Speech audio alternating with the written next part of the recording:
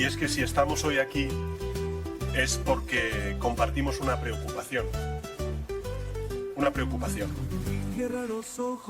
Pero sobre todo, compartimos una responsabilidad. Hay una vieja distinción entre asomarse a la ventana y bajar a la calle cuando algo ocurre. La preocupación lo que hace es observar. La responsabilidad lo que hace es actuar. Hoy voy a hablar de un tema diferente. Voy a hablar de destrucción, deterioro, alteraciones y desequilibrios. Voy a hablar de la pérdida de la vida y de algo más profundo, la pérdida del alma, mientras se vive la experiencia humana. Voy a hablar de psiquismo humano, de ese espacio íntimo y profundo que nadie muestra, pero que define por completo la vida personal y también las condiciones sociales. Porque ahí, detrás del cuerpo físico, se encuentra el verdadero yo de la persona. Cuando ese mundo interno se distorsiona, la vida se vuelve dolorosa y confusa, y el ser humano comienza a vivir desde la apariencia, ocultando su realidad interior. Mostramos una cara al mundo, pero en la intimidad cada persona carga errores, pensamientos y acciones que generan vergüenza, arrepentimiento, miedo y dolor. Esto no es casualidad, es el reflejo de un psiquismo que ha perdido su naturaleza innata. Las relaciones humanas son una expresión directa de ese estado interior. Cuando no hay responsabilidad ni cuidado interior, surge el conflicto, el daño, la manipulación, la injusticia y el sufrimiento. Lo que vivimos actualmente como humanidad es el resultado de ese desequilibrio interno. Pero todo esto tiene un origen mucho más profundo. El alma es pura, es íntegra, no viene dañada, pero tampoco tiene experiencia viviendo en el mundo material. Y viene precisamente a eso, a aprender. No llega vacía, llega con cualidades necesarias para adaptarse, aprender y crecer sin límites. Ese es su verdadero don y propósito de vida. El libre albedrío le otorga ese poder, la capacidad de elegir, experimentar y vivir la vida sin restricciones. En ese proceso, el alma entra en contacto con el entorno humano y sus influencias. Se adapta y aprende, pero también se contamina y desorienta. Así surge el ego, o yo psicológico. No es de origen divino, es una construcción humana, una deformación de la psique. Lamentablemente, la ciencia suele interesarse en su estudio cuando ya es demasiado tarde, cuando se vuelve nocivo para sí mismo y para los demás. Momento en el que lo califican como trastorno o enfermedad mental. Cuando el ego crece y toma el control, desplaza al alma y domina el psiquismo.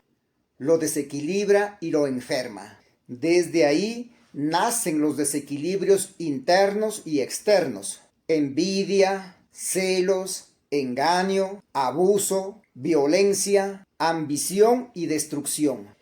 Esto no es solamente un problema moral, sino también un problema de salud mental, que provoca un desequilibrio sistémico integral del ser.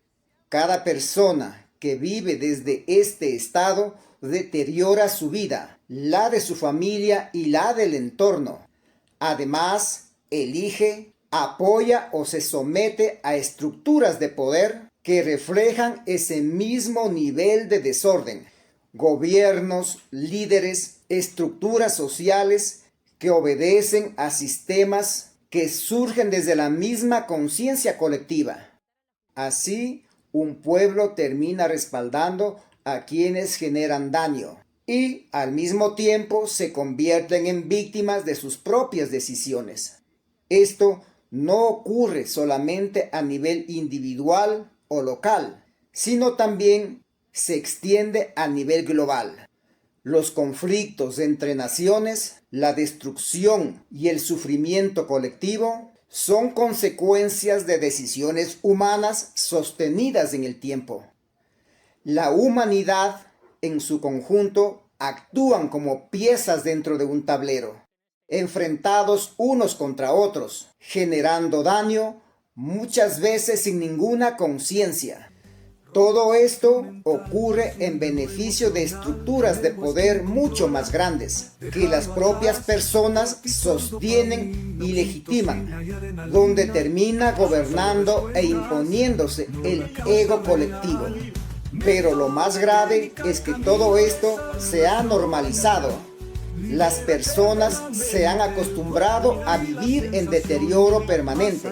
Lo aceptan, se resignan y dejan de cuestionarlo o cuestionarse. No ven que el mundo y que la calidad de vida que tienen es el resultado directo de sus propias decisiones. Y lo que es más importante, es el resultado del uso voluntario de su libre albedrío. Lamentablemente, tampoco se dan cuenta que la misma condición y poder que generó el desorden es el que puede restaurar y regresar al orden. El poder del libre albedrío es el verdadero tesoro del ser humano.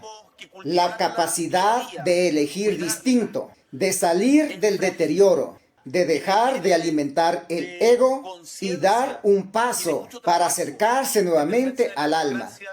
El ser humano ya ha recorrido el camino del desorden, vivir para satisfacer los placeres del ego y también ha experimentado las consecuencias.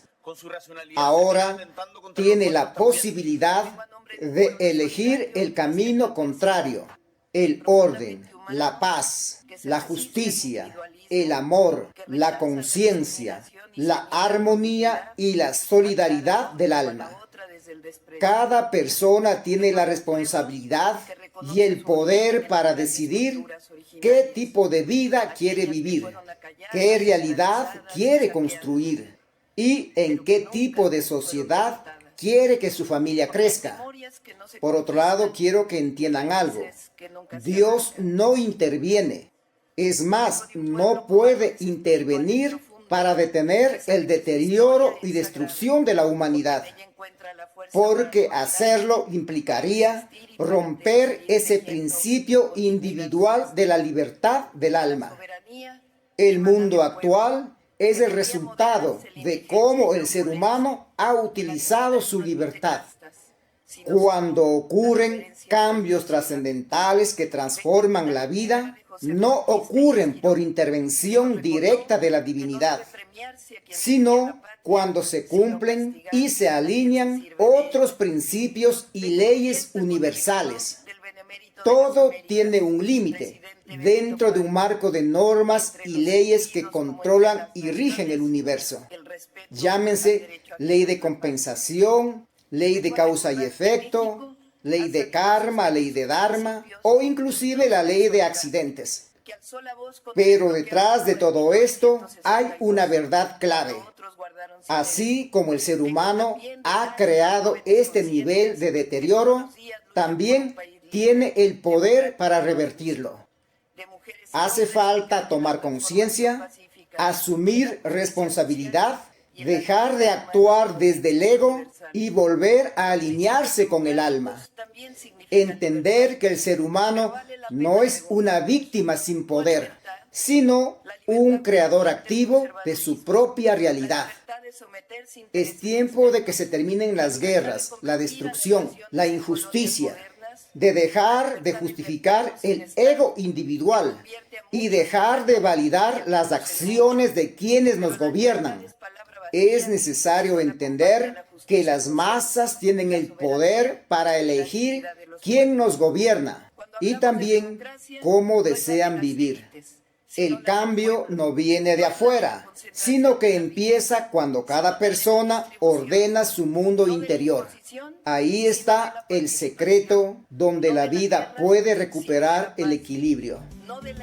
Como reflexión final, en estos tiempos de crisis y barbarie mundial, queda una pregunta abierta. En este tablero de la vida, en donde cada ser humano es una ficha en el juego, la pregunta es: ¿cuántas fichas blancas actualmente existen en la humanidad? Al mirarme a mí mismo, reconozco mi propio estado. No soy completamente luz ni completamente oscuridad. Soy una ficha gris, en proceso, intentando salir de la oscuridad y el desorden, estabilizarme en la luz. Y si yo puedo intentarlo, cualquiera puede hacerlo. Y te invito a que lo hagas. Al final, la vida se trata de eso.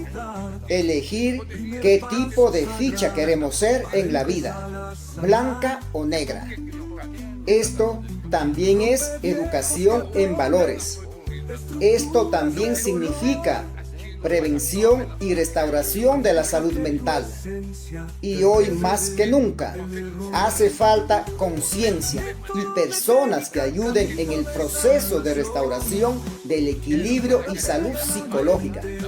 Únete a este movimiento de transformación desde la esencia, desde la raíz del conflicto y desde la raíz de la vida, el alma humana. Soy Miguel Calero, psicólogo, creador del método Metemica. Te invito a que te unas. Dale me gusta a este video, compártelo, comenta para que los algoritmos del sistema lo multipliquen en todas nuestras redes sociales.